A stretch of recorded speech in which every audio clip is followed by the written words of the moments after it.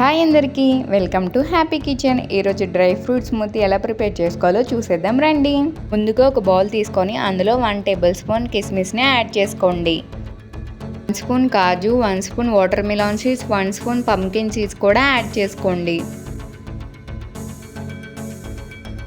అలాగే మీకు నచ్చిన డ్రై ఫ్రూట్స్ అన్నిటిని యాడ్ చేసుకోండి ఒక్కొక్కటిగా. ఇది వెయిట్ గెయిన్కి చాలా మంచి రెసిపీ. ఇది డైలీ తాగడం వల్ల ఎన్నో హెల్త్ బెనిఫిట్స్ కూడా ఉన్నాయి.